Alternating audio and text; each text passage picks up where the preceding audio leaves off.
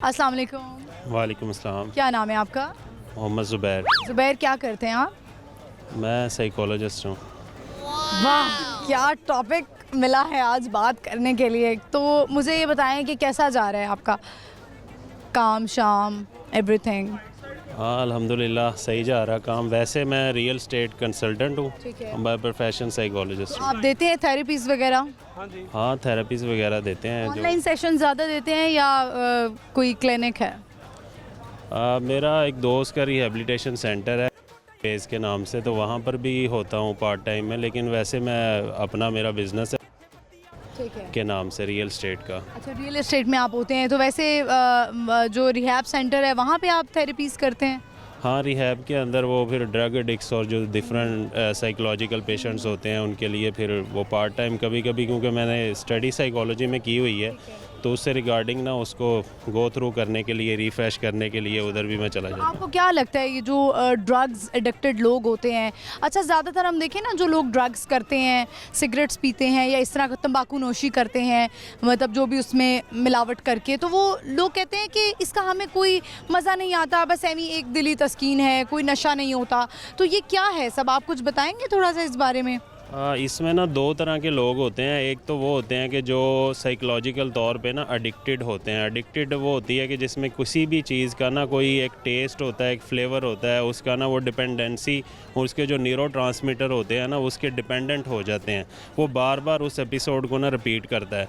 और दूसरा जो पोर्शन है, हम देखते हैं कि हमारे जो माशरे के अंदर ना सोशल तौर पर ना लोग अब जो बिहेवियर को ऑब्ज़र्व करते हैं ना ऐसे ही शौकिया तौर के ऊपर बहुत ज़्यादा यूज़ कर रहे होते हैं। उन्हें पता भी नहीं होता ना कोई टेस्ट है, ना वो एडिक्शन करने का कोई फ़ायदा है। वो ऐसे ही अपने आप को थोड़ा सा शौकी के तौर के ऊपर ना वो इसको रिपीट कर रहे होते हैं। अच्छा, तो इसमें वैसे कितना टाइम लगता है? जिस तरह साइकोलॉजिकल लोगों को मसले होते हैं, कितनी थेरेपीज़ इनको चाहिए होती हैं, कितने अरसे में वो निकल जाते हैं? क्योंकि हमने सुना है कि जो साइकोलॉजिकल जो एक प्रॉब्लम्स होती हैं उसको काफ़ी टाइम लगता है।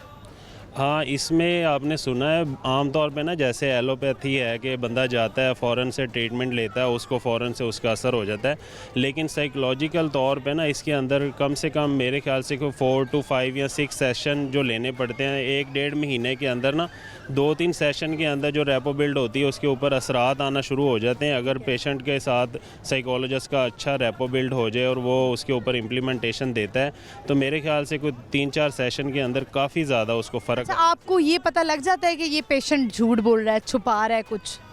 साइकोलॉजिकल जो टेस्टिंग है ना, जैसे अब हम कोई भी ब्लड टेस्ट है उसको करते हैं तो वो असेस कर लेते हैं इस तरह से ना। वो तो चले टेस्ट में आ ही जाता है। एक होता है बात करते हुए, जिस तरह ड्रग्स के अलावा भी तो कुछ पेशेंट्स होते हैं ना जो रिहैब में रह रहे होते हैं, तो जिनके साइकोलॉजिकल इश्यूज होते हैं या कोई ट्रॉमा होता है, तो अगर वो कोई पर्सनल कोई बात छुपा रहे हो कि उनको लगे कि इससे मेरी इज्जत में कोई प्रॉब्लम आ सकता है, तो वो कैसे आप जो है वो कैसे अंदर से निकालते हैं आप लोग?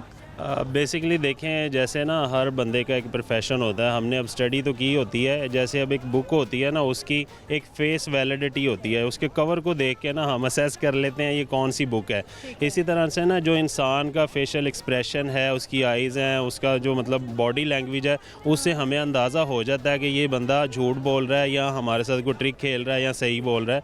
तो वो जनरली हमारा रूटीन के अंदर ना ऑब्जर्वेशन आम बंदे से बहुत ज़्यादा होती है, हम वो सारा असेस कर लेते हैं। चले, अगर मैं आपको अभी एक बीमारी बताऊं, क्या आप मुझे मेरी थेरेपी कर सकते हैं अभी क्विकली थोड़ी सी?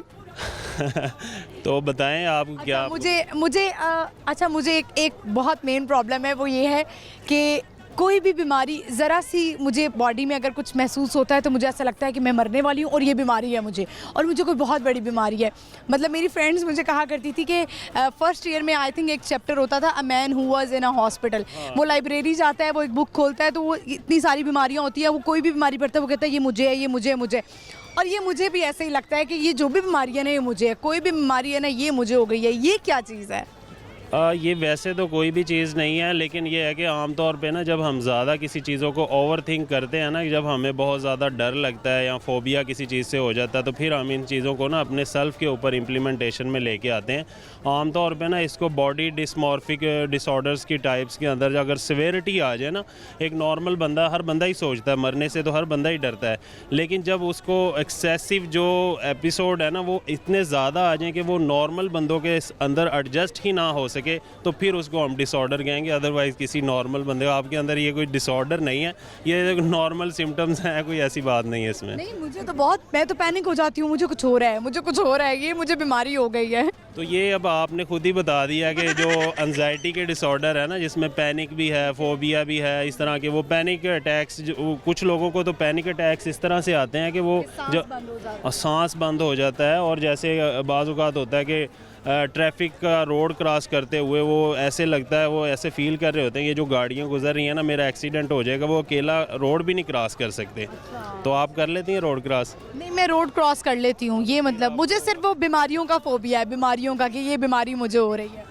जैसे मैं मेडिसिन बहुत ज़्यादा इंटेक करती हूँ तो मुझे ऐसा लगता है कि मेरे गुर्दे फेल हो जाएंगे। नहीं, वैसे ना ये एक चीज़ है कि जो वेस्टर्न के अंदर जितनी भी रिसर्चेज हो रही है ना, उसमें यही है कि सबसे ज़्यादा जो इफ़ेक्टिव चीज़ है ना साइकोलॉजिकल डिसऑर्डर्स के अंदर है वो एक्सरसाइज है। मोर देन 80% जो डिसऑर्डर हैं साइकोलॉजिकल, वो एक्सरसाइज से ट्रीट किए जा सकते हैं, जिसके अंदर स्लीप डिसऑर्डर है, एनजाइटी है, डिफरेंट टाइप के। जब आप एक्सरसाइज करते हैं आपकी स्लीप भी बेहतर हो जाती है, आप फिज़िकल तौर पर भी बेहतर होते हैं। थकावट होती है तो बॉडी खुद रेस्ट मांगती है और आप सो जाते हैं। बेसिकली इंसान की ना बॉडी में न्यूरोट्रांसमीटर्स होते हैं जो रिलीज़ होते हैं, खुशी के अलग से होते हैं, गम के अलग होते हैं, और फाइट फ्लाइट के डिफरेंट होते हैं। तो जब हम एक्सरसाइज करते हैं ना तो ओवरऑल वो रिलीज़ होते हैं, जो नेगेटिव न्यूरोट्रांसमीटर होते हैं ना वो रिलीज़ होते हैं, तो उससे हम पॉजिटिव फील करते हैं। तो ये वेस्टर्न के अंदर, अब हमारे पाकिस्तान में तो आप ज़रा सा कोई मसला हो वो फ़ौरन से मेडिसिन ले लेते हैं। हमारी मतलब मीडिया के ऊपर या दूसरी ना, हम खुद ही सेल्फ, किसी डॉक्टर ने भी नहीं रिकमेंड की होती, हम खुद जाके वो मेडिसिन, अच्छा मुझे सर दर्द हो रहा है और मैं खा लूँगा, मैं ले लूँगा। तो होता ये है कि आप रिलैक्स बैठ के और 1 मिनट के लिए थोड़ा सा रिलैक्स हो के अपने जहन को फ्री करें, और रिलैक्सेशन थेरेपी एक ट्रेनिंग होती है कि आप थोड़ा सा बैठ के रिलैक्स करें, ठंडा पानी पिएं, आराम से आइज़ क्लोज़ करके थोड़ा सा इजी हो, सारे स्ट्रेस को रिलीज़ करें। आप यकीन करें आपको किसी भी मेडिसिन की ज़रूरत नहीं पड़ेगी। चलें, अब एक सवाल आपसे कर लेते प्रोग्राम का। हमने कहा आप साइकोलॉजिस्ट हैं, क्योंकि थेरेपीज़ के बड़े बड़े पैसे होते हैं, हमने कहा क्यों ना ये फ़ायदा हम अपने प्लेटफॉर्म से दे दें। सवाल है हमारा आज का कि वो क्या चीज़ है जिसके पास अल्फाजों का मजमुआ होता है लेकिन वो बोलती नहीं है? वो क्या चीज़ है जिसके पास अल्फाजों का मजमुआ? वो किताब हो सकती है। किताब है, बिल्कुल सही जवाब दिया आपने, बहुत शुक्रिया आपका, thank you for your time. चलें, बहुत शुक्रिया। व्यूअर्स, आपने देखा इनसे बात हुई और बड़ा ज़बरदस्त इनके साथ इंटरव्यू रहा, क्योंकि साइकोलॉजिस्ट हैं। आपको पता होगा कि आजकल जो है वो एंजाइटी इश्यूज़ कितने ज़्यादा हैं, डिप्रेशन कितना ज़्यादा फैलता जा रहा है, हर बंदे को कोई ना कोई डिसऑर्डर है, और साइकोलॉजिस्ट के पास जाना चाहिए, ज़रूर जाना चाहिए। साइकियाट्रिस्ट के पास नहीं जाना चाहते, दवाइयाँ नहीं लेना चाहते, कोई मसला नहीं है, लेकिन साइकोलॉजिस्ट के पास ज़रूर जाएँ। ऑनलाइन सेशन ले लें, 2 दफ़ा ले लें, 1 दफ़ा ले लें, लेकिन आप अपने अंदर ना रखें, क्योंकि कुछ लोग होते हैं वो एक्सप्रेसिव नहीं होते, अपने घर वालों से शेयर नहीं कर सकते हैं। और हमारे बड़े तो वैसे ही कहते हैं कि होंदा डिप्रेशन कुछ नहीं होता, या एवं ही होता है। अपने ज़माने में कहते होते थे मेरा जी बड़ा घबरा रहा है, मेरा दिल घबरा रहा है। ये दिल घबराना ही जो है ना, ये इसी को ही कहते हैं कि एंजाइटी हो रही है।